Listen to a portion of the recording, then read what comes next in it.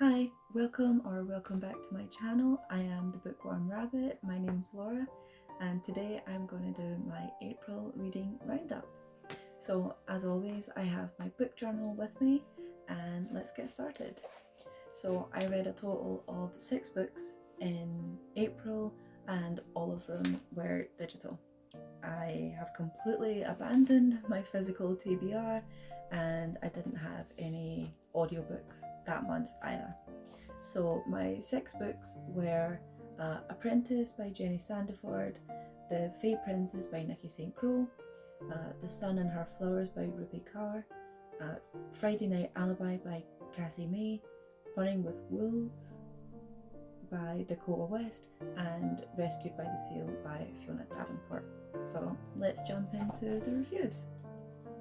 So my first book of the month of April was The Fey Princess, and I rated that 4 out of 5.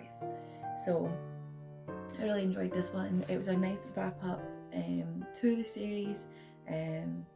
All the books in the series are quite short, and this one was no exception, but I still felt like we managed to kind of hit all the key points and we got like a nice conclusion, but there's also some room left there for some more in the future. If we're going to continue in this world, there's definitely room for it. I couldn't pick a favourite character. I love them all. How does one pick a favourite? Literally favourite characters were just all of them. A quote that I really liked from this one was, "Don't go into enemy territory wearing a dress you can't run or dance in." And is that not just words to live by? So that was really great. If you've been thinking about picking up that series by Nikki St. Crow, 100% would recommend. It's a really dark, spicy Peter Pan retelling. Next up was Apprentice by Jenny Sandiford, and this is actually the sequel to Initiate, and I love this even more than the first book.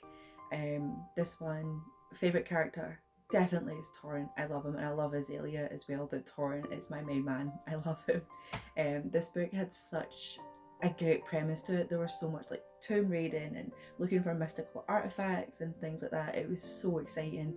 I really enjoyed this one. I honestly couldn't put it down. I was reading it before bed, I was reading it on the subway.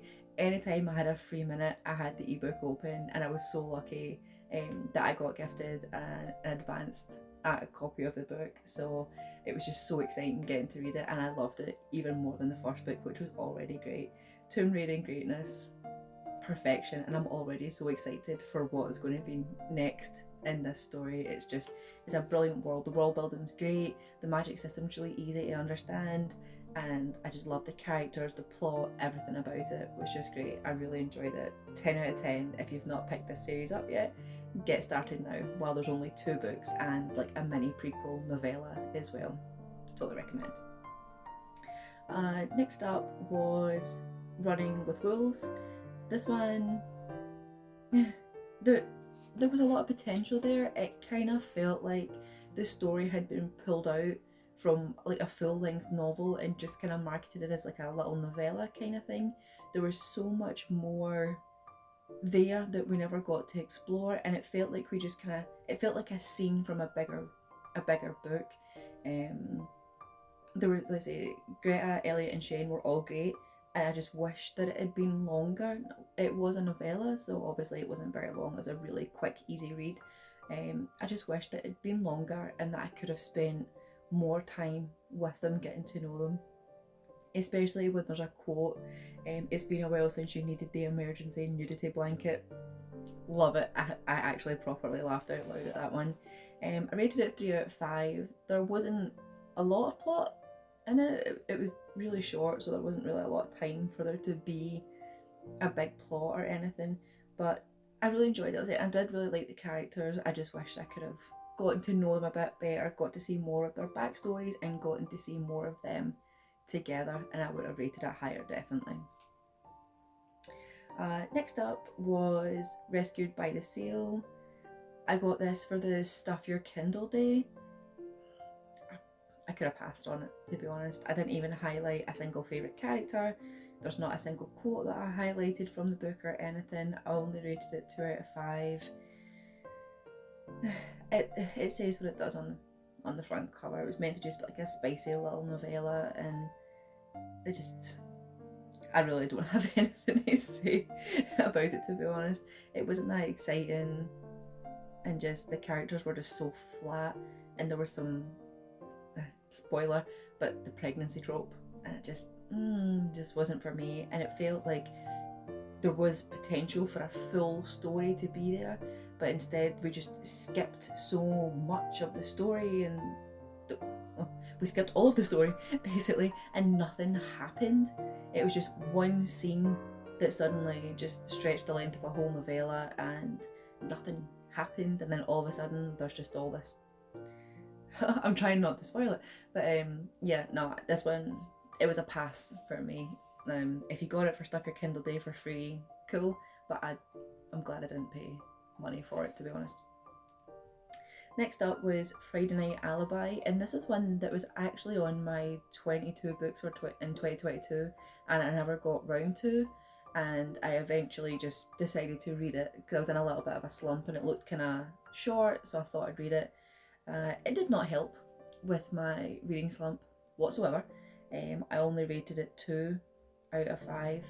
Basically, the premise for this is that our main character, whose name I've completely forgotten. Anyway, that shows how much I enjoyed that. She has this little business that she started up in the school, that like she's the good little girl that all the parents like and things like that in her little rich neighbourhood. And if somebody needs an excuse, like they're going out to party and don't want their parents to know, they can basically buy her for the night.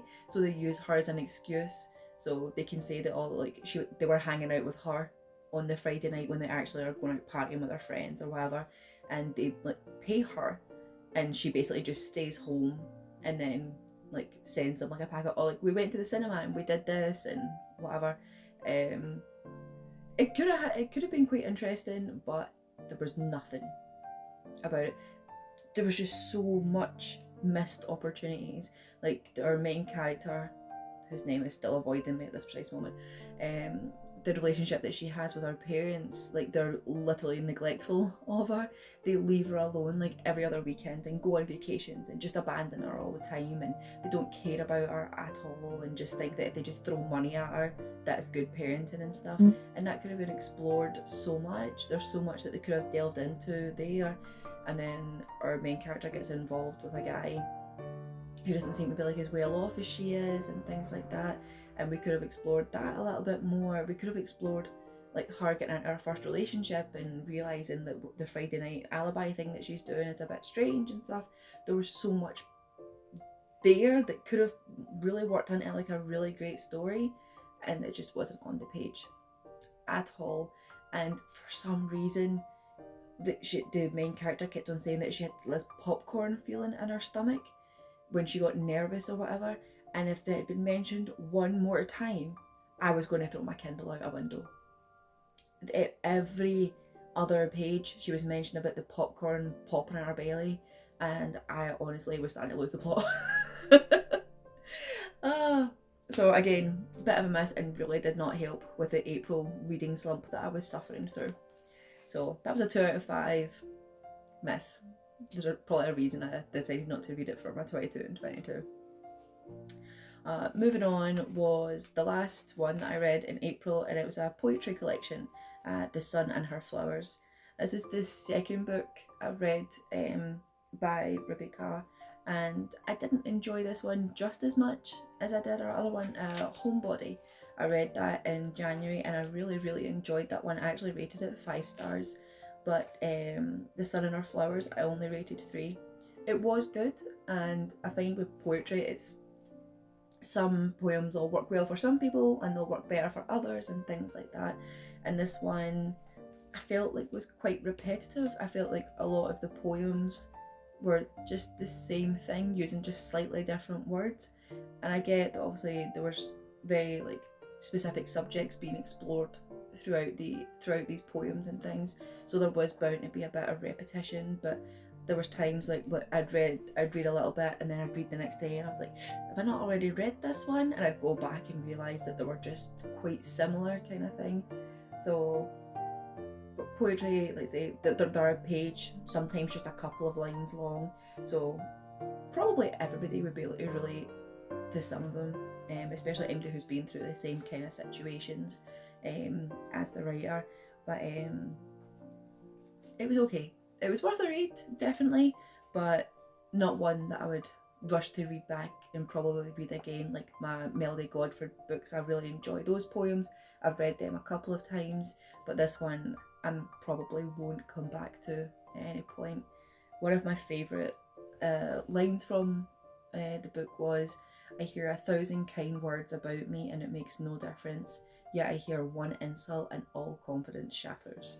So that was one of my favourites, and also I've got a note of that one.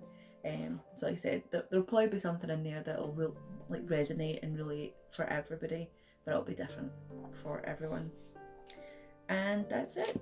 That's all 6 of the books that I read in April. Wasn't my best month reading wise. I started off really strong with The Fey Princes and Apprentice, and then it kind of fell away from there. So here's hoping I get some really good reads in April and try and kick this reading slump away, because I've kind of lost the will to read a little bit because I've just not been picking the right books. So here's hoping that May is going to be even better. Thank you if you made it this far. I really appreciate it. Thank you so much for watching, and I hope you have the best day. Bye.